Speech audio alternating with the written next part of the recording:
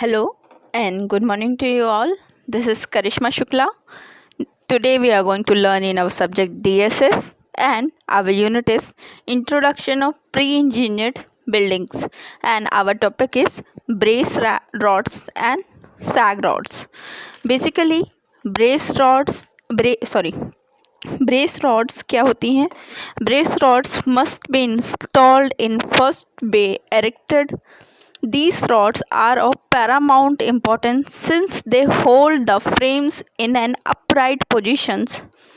Basically आप जब कभी भी फर्स्ट वे बना लिया उसमें अपन ब्रेस रॉड्स इंस्टॉल करेंगे. ब्रेस रॉड का मेन फंक्शन क्या होगा कि वो उसको अलाइनमेंट प्रोवाइड करेंगे. मतलब अगर आपने उसको लगा रखा है तो वो अपनी पोजीशन से मूव ना करे, इसके लिए आप हमेशा एक स्ट्रेट लाइन लगाना या कुछ भी एक एंगल सेक्शन प्रोवाइड करना पड़ता है. तो इस केस में अपन ब्रेस रॉड्स सीधी रॉड्स रहेंगी उन्हें प्रोवाइड करेंगे. तो इन रॉड्स का बेसिकली काम क्या होगा कि आपकी जो भी आपने बिल्डिंग बनाई है या स्ट्रक्चर बनाया है उनको एक अलाइनमेंट में रखना, उनको एक सीधी लाइन में या एक जो आपने टेक्सचर प्रोवाइड कर रखा है उस शेप में रखना, ये काम इनका है. सो इसमें और पढ़ते हैं. After the two frames has been plumbed and braced square with the diagonal rods and the purlin grids and eave studs has been installed, the guidelines or probe can be removed and remaining frames of the building can be erected. अपन क्या बोल रहे हैं कि जब आपने अगर दोनों frames को इंस्टॉल कर लिया, उसमें ब्रेस रॉड्स लगा दिए, अच्छी तरीके से फिक्स कर लिया और डायगोनल रॉड्स भी कुछ प्रोवाइड कर दिए जिससे उसमें थोड़ा सा बॉन्डिंग अच्छी हो जाए, तो आप क्या करेंगे इस केस में आपके पास जितने भी स्टड्स आपने लगाए हैं या गाइडलाइंस लगाई हैं उन सबको रिमूव कर सकते हैं, हटा सकते हैं. ठीक है. पर्लिन्स का काम ऊपर छत में बनाने में यूज़ होगा, पर एट फर्स्ट अगर आप चाहें तो स्ट्रेटन अप करने के लिए यहाँ पे अपन का जो बेसिक फ्रेम है उसको स्ट्रेटन अप करने के लिए भी अपन यूज़ करते हैं. अब इसमें क्या बोला है, कुछ प्रिकॉशंस अपन को लेने चाहिए. कुछ प्रिकॉशंस कैसे लेना चाहिए कि उसमें सबसे पहले आ जाएगा do not omit the diagonal brace rods that are required in the last bay of the building. मतलब जो भी आपकी डायगोनल ब्रेस रॉड्स हैं उनको लास्ट बे में मत लगाइए, उनको क्या करना है अपन को लास्ट वाले बे से पहले ही ख़त्म कर देना है या उस बे के हाफ में ख़त्म करना है, बिल्कुल एंड पॉइंट पे नहीं पहुंचना चाहिए. Next, be sure to bolt the girt and purlins and eave studs to the inside holes of the end frames. क्या बोल रहे हैं अपन को, जो ग्रिड्स पर्लिन्स ईव स्टड्स है उन सबको बाहर से आपको अटैच करना है, लेकिन इनसाइड से भी आपको क्या करना है, होल्स या जो भी आपने बना रखा हो, मैंने कहा ना वेल्डेड हो, आपका रिवेटेड हो या बोल्टेड हो, जो भी कनेक्शन दे रखा है उस केस में उनको अंदर से भी आपको कनेक्ट करना है. तो ये चीज़ें का ध्यान रखना है. Next, install the eave stud girts and purlins in each bay as soon as the frame is erected.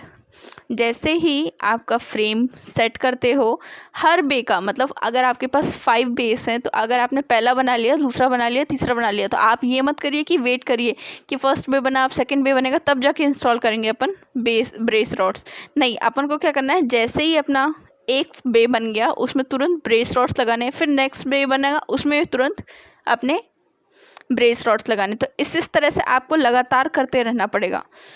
Fourth step में क्या है, अपने exercise care to see that the diagonal brace rods are taut and do not project beyond the flange of the end frame interference with the end wall sheeting. मतलब अब क्या बोल रहा है कि आपको क्या करना है, ध्यान रखना है कि जो आपकी डायगोनल ब्रेस रॉड्स है वो बिल्कुल इंटैक्ट होना चाहिए, मतलब हिली डुली या फिर बाहर निकली हुई नहीं होनी चाहिए. और दूसरा, उसका जो प्रोजेक्शन है, मतलब जैसे होता है ना ओवर हैंगिंग रॉड्स अपने देखी बाहर लटकी हुई दिखाई देती, बाहर निकली हुई, तो उसमें क्या बोल रहा है अपन को कि जो एंड फ्रेम है या फिर एंड वॉल शीटिंग है उसमें उसके बाहर या उसमें भी आपकी जो डायगोनल ब्रेस रॉड्स है वो निकली हुई नहीं दिखनी चाहिए. ये चीज़ का भी आपको ध्यान रखना है.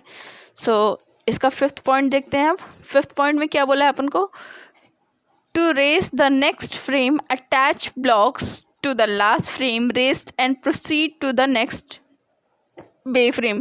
अब अपन को क्या बोला है, जैसे अगर आपको दूसरा फ्रेम बनाना है तो इसके लिए आप सैग रॉड्स या जो भी आपका फ्रेम है उससे ही जोड़ करके आपको नेक्स्ट फ्रेम तैयार करना है। आप इंडिविजुअल अलग से फ्रेम नहीं तैयार करेंगे, बल्कि उन्हीं को आपस में चिपकाते जाएंगे बेसिकली। नेक्स्ट इसी में अपना टॉपिक है सैग रॉड्स का। अब सैग रॉड क्या होती है? Sag rods are used to hold the purlins and the grids in a straight line first. अब बेसिकली सुनिए, पहले इसका यूज़ कहाँ होता है।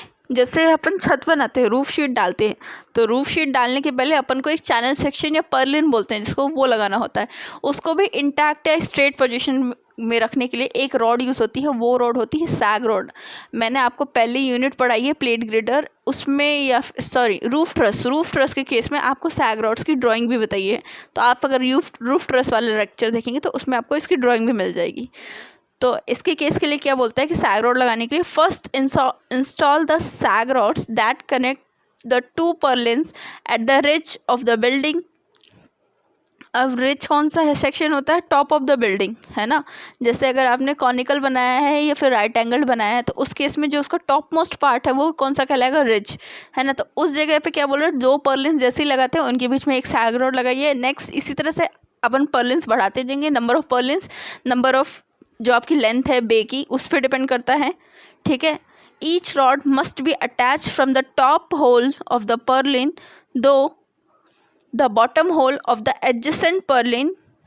क्या बोल रहा है अपन को बेसिकली कि जो भी पर्लिन है वो आपका टॉप ऑफ पर्लिन और बॉटम होल ऑफ पर्लिन इन दोनों से अटैच होना चाहिए आपका, ठीक है।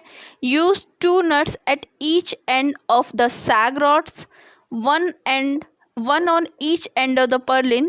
Adjust the nuts on these rods so the purlins are held straight and rigid. अब देखिए अपन का नेचुरली जो फ्रेम तैयार हो गया उसमें तो ब्रेस रॉड यूज़ हो गई, लेकिन अब शीटिंग करने का केस आएगा। शीटिंग करने के केस में क्या होगा, उसको भी इंटैक्ट रखना पड़ेगा, उसको भी मूविंग ऑब्जेक्ट की तरह नहीं रखना है।